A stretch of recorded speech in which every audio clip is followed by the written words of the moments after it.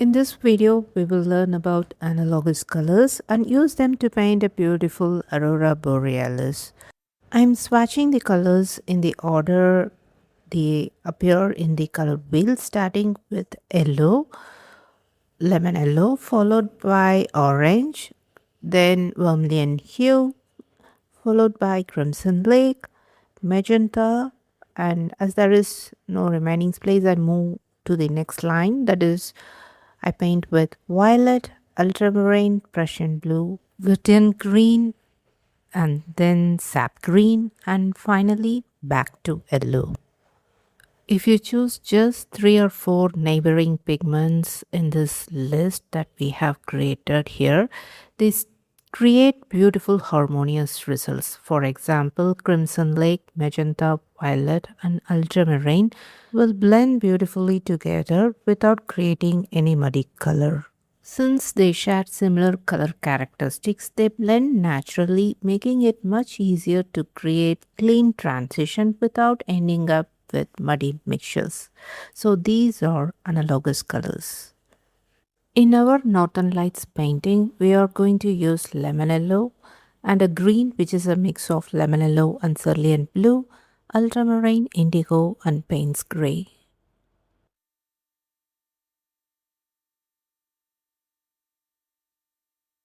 I start by thoroughly wetting the paper. For Aurora Borealis painting, it is important to keep the surface wet long enough to apply all the colors in one continuous process.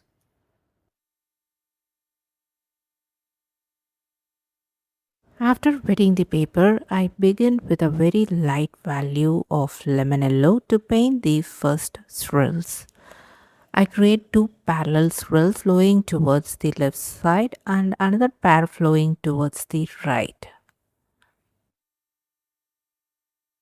Between each pair, you can see I'm leaving some white space. This little detail is important, so don't forget to leave that white space. Next, I mix cerulean blue with a small amount of same lemon yellow to create a blue-green. I paint this color over one side of the yellow, allowing the 2 colors to overlap slightly. On the other side of the pair, I leave a little of the yellow visible along with the white paper. Then I fill the remaining area with same blue-green mix. I repeat exactly the same process on the swirl to the right side. I'm slightly overlapping this green mix on the yellow. On another pair of yellow, I left it untouched and also leaving some white space of the paper untouched. And the rest is filled with blue-green mix.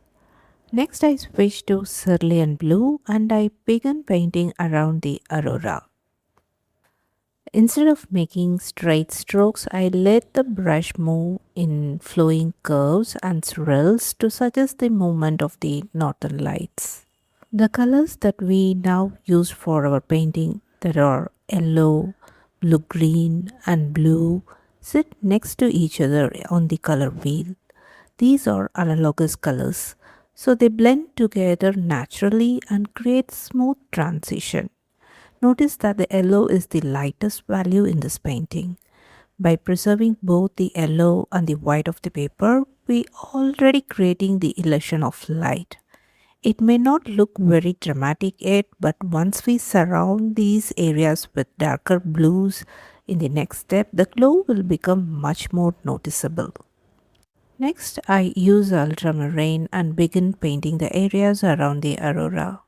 On the lower right, I'm creating a blue aurora. Notice that I'm not painting the aurora, I'm just simply defining the outer edge with ultramarine. Next, we are going to add indigo. This is where the painting really starts to come alive.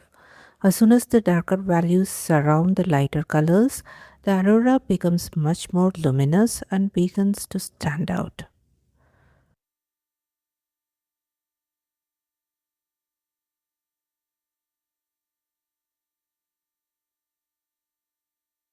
Now I'm adding Payne's gray to the darkest areas.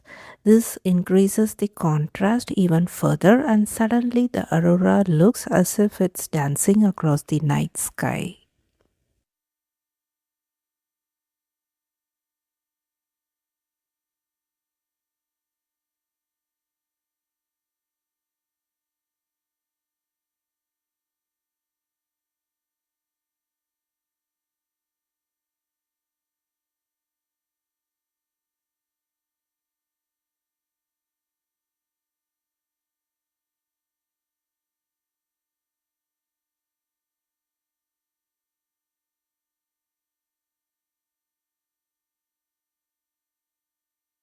Now the paper is completely dry, so I remove the masking tape that protected the horizon line. Next, I paint the distant mountains using Payne's gray.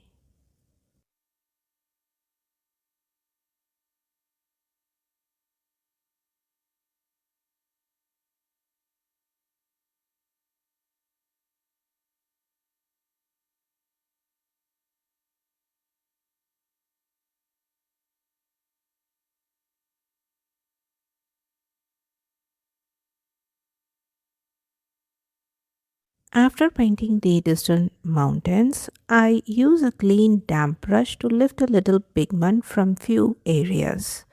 This creates the impression of the aurora's glow reflecting on the mountains.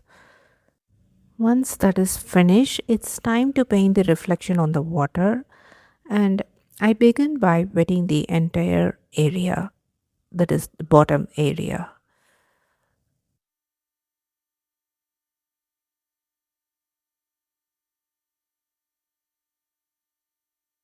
First, I mix lemon yellow with cerulean blue to create a vibrant green, and I paint it through the center of the reflection. Then I add a little more cerulean blue to the mix and paint on the both sides of the green, creating a gradual transition for the aurora's glow reflected on the water. Next, I switch to ultramarine followed by indigo and finally Payne's gray along the outer edges. Just like the sky, the colors become darker as they move outward. Repeating the same sequence of colors in the reflection helps connect the water to the aurora above, making the whole scene feels more natural.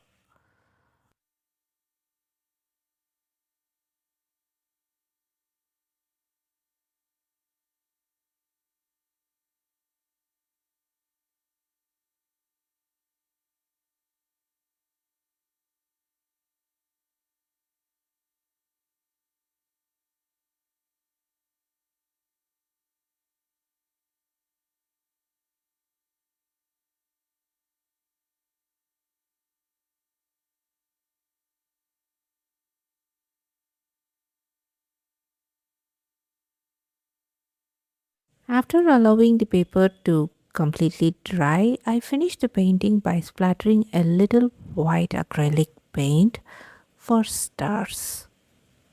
I hope this video helped you to understand how analogous colors create smooth transitions and a beautiful sense of harmony in watercolor.